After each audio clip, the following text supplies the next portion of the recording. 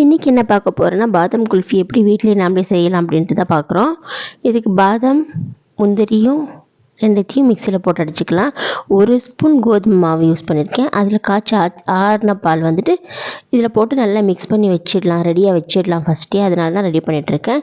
சர்க்கரை வந்துட்டு மிக்சியில் போட்டு அடித்து வச்சாலும் சரி, இல்லை அப்படியே சேர்த்துக்கிட்டாலும் போதும். 1/2 லிட்டர் பாலுக்கு உங்களுக்கு எவ்வளோ தேவையோ அதுக்கு தகுந்த மாதிரி நீங்கள் சர்க்கரையை யூஸ் பண்ணிக்கோங்க.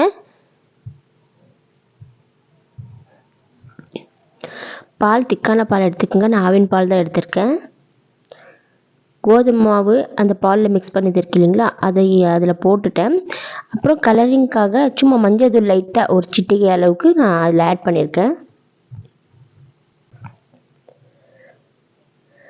சர்க்கரையும் அதிலே போட்டுடலாம்.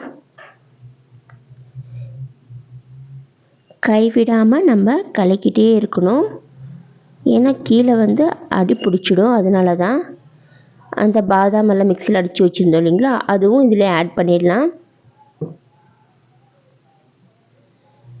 இப்போ வேறு எதுவும் நம்ம ஆட் பண்ண போகிறதில்ல. தொடர்ந்து வந்துட்டு நம்ம கைவிடாமல் கலக்கிக்கிட்டே இருக்கணும். நமக்கு செய்யவே தெரியாதுன்றவங்க கூட ஈஸியாக செஞ்சிடலாம். ஆனால் நம்ம வந்து அடுப்பை வந்து ஃபாஸ்ட்டாக வச்சுக்கோங்க. ஸ்டார்டிங்கில் கொஞ்சம் ட்ரை ஆக ஆக ஆக நீங்கள் கொஞ்சம் அடுப்பு வந்து லைட்டாக மிதமான இதில் வச்சுங்க, ஸ்லிம்மில் வச்சுக்கிட்டு நீங்கள் குக்கிங் பண்ணுங்கள். கொஞ்சம் ஸ்லோ ப்ராசஸிங் மாதிரி தான் தெரியும். ஒரு 15 மினிட்ஸில் கம்ப்ளீட் பண்ணிடலாம். நம்ம 1/2 லிட்டர் பால் தான் எடுத்திருக்கோம். எவ்வளோ குல்ஃபி வருதுன்னு பார்க்கலாம். பாருங்கள் எவ்வளோ திக்காகி வந்துருச்சு. பிகினர்ஸ் கூட நீங்கள் ட்ரை பண்ணிங்கன்னா நல்லா கரெக்டாக வரும், நல்லா டேஸ்ட்டாகவும் இருக்கும்.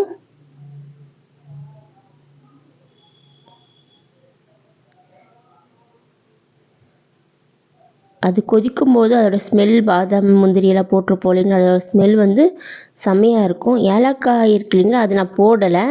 குல்ஃபியில் எனக்கு ஒன்றும் தேவையில்லை. உங்களுக்கு பிடிக்கும்னா நீங்கள் ஆட் பண்ணுறத தான் பண்ணிக்கலாம். இது குல்ஃபியாகவும் குடிக்கலாம், இல்லைனா வந்துட்டு அப்படி சூடோட அப்படி டம்ளரில் ஊற்றியும் குடிக்கலாம். டேஸ்ட் சூப்பராக இருக்கும். இல்லை வந்து ஃப்ரிட்ஜில் வச்சுட்டு நம்ம பாதாம் ட்ரிங்க் மாதிரி குடிப்போம் இல்லைங்களா, அந்த மாதிரியும் குடிக்கலாம். பாருங்கள் சூப்பராக ரெடி ஆகிட்டுருக்கு. இந்த அளவுக்கு நல்லா திக்காக வரணும். அப்போ தான் குல்ஃபி வந்து நல்லா சூப்பராக வரும். பாருங்கள் அப்படியே ஆயிடுச்சு. ஆறுனதுக்கு அப்புறம் வந்துட்டு டம்ளரில் நம்ம போட்டு வச்சுக்கலாம்.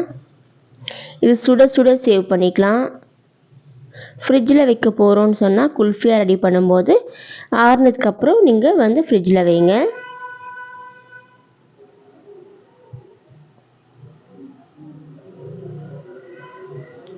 இந்த மாதிரி ரெடி பண்ணிவிட்டு அப்படியே குடித்தாலும் சூப்பராக தான் இருக்கும். இல்லை ஆற வச்சு தான் குடிக்க பிடிக்கும் அப்படின்னு நினைக்கிறவங்க ஆற வச்சு குடிங்க. இந்த மாதிரி சின்ன சின்ன டம்ளர் செஞ்சால் இதிலெல்லாம் ஊற்றி வச்சுக்கலாம். குல்ஃபி மோட் இருந்தால் அதில் யூஸ் பண்ணிக்கோங்க. என்கிட்ட இல்லைன்றதுனால நான் இந்த டம்ளரில் யூஸ் பண்ணியிருக்கேன். இந்த மாதிரி கவர் க்ளோஸ் பண்ணிவிட்டு ஒரு லப்பர் பேண்ட் போட்டோம்னா அதுக்கப்புறம் சின்னதாக ஹோல்ஸ் போட்டுட்டு அதில் வந்து ஸ்பூன் இருக்கும் இல்லைங்களா, ஐஸ்கிரீம் ஸ்டிக்கு, அதெல்லாம் வச்சுட்டு நம்ம அதில் செட் பண்ணி வச்சிடலாம். அவ்வளோதான். பாருங்கள் 8 மணி நேரம் ஆகிடுச்சி. இப்போ நான் ஓப்பன் பண்ணி காட்டுறேன். ஃப்ரிட்ஜில் வச்சு ஒரு 3-4 ஹவர்ஸில் ரெடி ஆகிடும். நான் வந்து நைட் வச்சேன், மார்னிங் தான் எடுத்தேன்.